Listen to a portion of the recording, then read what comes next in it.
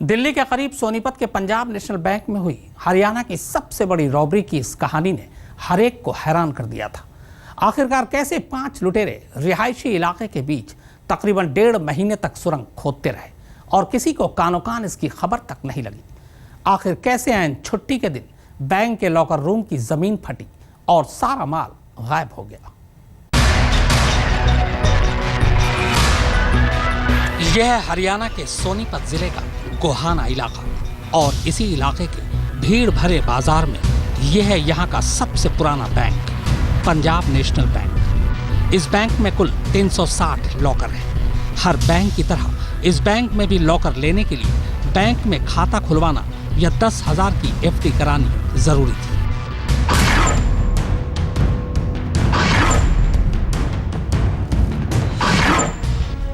शनिवार half day और रविवार की छुट्टी के बाद सोमवार को जब बैंक खुला तो अंदर तो सब कुछ ठीक ठाक था, मगर बैंक का मैनेजर जैसे ही स्टोर रूम पहुंचा जहां की लॉकर और बैंक का स्ट्रांग रूम था, उसकी हवाइयां उड़ गई।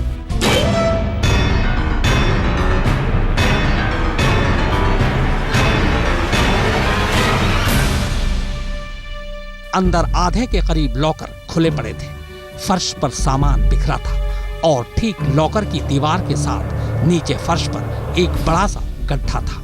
यह कुछ और नहीं बल्कि वही सुरंग था जिससे लुटेरे बैंक के अंदर दाखिल हुए थे। ये देखे ना, जैसे ही हम अंदर गए, मेन गेट स्ट्रांग रूम का हम खोला जैसे ही, तो हमें दिखाई दिया कि कुछ अंदर हुआ है। हम वापस आ गए और उसी टाइम हमने सिटी थाने जाके एक रिपोर्ट कर दी। तो अब जब अंदर दोबारा देखा तो क्या मिला आपने? अंदर काफी लॉकर टूटे हुए थे और अंदर जो है ना अंडरग्राउंड उन्होंने सुरंग बनाई है, बहुत लंबी चौड़ी सुरंग, कई दिनों से लगे हुए होंगे।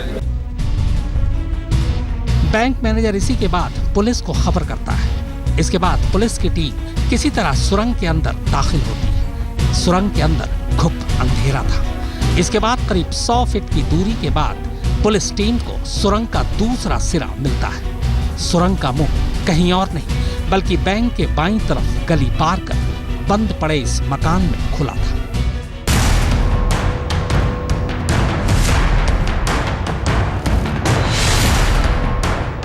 यह मकान पिछले काफी वक्त से खाली है। मकान मालिक सोनीपत के बाहर रहता है। सुरंग खोदने के लिए लुटेरे मकान के अंदर इस खिड़की के रास्ते दाखिल हुए थे। सुरंग के जरिए पुलिस जब इस मकान तक पहुंची तो सारी कहानी साफ हो गई। मकान में सुरंग के आसपास कुछ मिट्टी भी पड़ी थी। एक SIT DIG के निर्देशन में बनाई जाएगी और जितनी मर्जी टीम भेजनी पड़े, जितनी मर्जी मेहनत करनी पड़े, जब तक हम इसको घटना को इनके में जो आदमी शामिल हैं उन्हें पकड़ नहीं लेंगे और जिन लोगों का नुकसान हुआ है वो पाई बरामद नहीं कर देंगे, तब तक हरियाणा पुलिस चैन से नहीं बैठेगी। दरअसल लुटेरों ने इसी मकान से सुरंग की खुदाई शुरू की थी, पर 100 फुट तक खुदाई करना और सुरंग का दूसरा सिरा ठीक लॉकर रूम में खोलने के लिए जाहिर महारत की जरूरत थी। और जिस तरह सुरंग खोदी गई उससे साफ हो जाता है कि सुरंग खोदने वालों को इसमें पूरी महारत हासिल थी। उन्होंने घर से लेकर बैंक के लॉकर रूम तक की दूरी और दिशा सब कुछ अच्छे तरीके से नापी हुई थी। यहाँ तक कि लॉकर रूम के अंदर सुरंग का मुंह कब कितने बजे खुलना है ये तक उन्होंने पहले से तय कर रखा था। और इसीलिए शनिवार आधे दिन की छुट्टी के बाद रविवार को जब बैंक बंद था तब उन्होंने सुरंग की आखिरी खुदाई की। शुरुआती जांच के मुताबिक बैंक में सेंध शनिवार रात या फिर रविवार रात को ही मारी गई। इतना ही नहीं, सुरंग की चौड़ाई भी 2.5 फुट इसलिए रखी गई ताकि लॉकर से सामान लाने में सुरंग के अंदर कोई दिक्कत ना हो। 2.5 फुट अच्छी खासी जगह होती है। उस इमारत के अंदर हम हैं जहां पर आप देख सकते हैं कि ये सुरंग बनाने की शुरुआत यहीं से की गई थी। 5 फुट 4 इंच जो जहां से सुरंग की शुरुआत की गई है, ये जो डेप्थ है आगे ये 5 फुट 4 इंच की है और उसके बाद आगे ये सुरंग चली गई है। ऊपर से जो इसकी जो गहराई है जो जमीन के अंदर है वो तकरीबन कहीं पे 4 फुट, कहीं पे 5 और कहीं 6 है।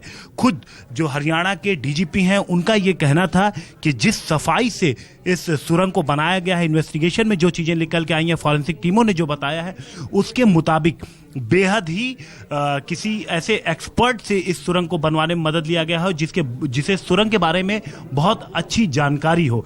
आप देख सकते हैं कि कितनी क्लीनली आसपास के एरिया को साफ रखा गया है। हालांकि अंदर जो है ये बताया जा रहा है कि ऑक्सीजन की थोड़ी कमी महसूस की गई है, तो जिसके लिए क्या जो चोर थे वो इसके बारे में भी तैयार थे। वैसे बैंक स्टाफ के मुताबिक जिस जगह लॉकर रूम है वहीं बराबर में बैंक का स्ट्रांग रूम है जिसमें बैंक का कैश रखा होता है। लूट के वक्त भी स्ट्रांग रूम में लाखों के कैश थे, मगर लुटेरे स्ट्रांग रूम को शायद तोड़ नहीं पाए, इसीलिए बैंक का सारा कैश बच गया। सुरेंद्र के साथ हिमांशु मिश्रा, सोनीपत, आज तक।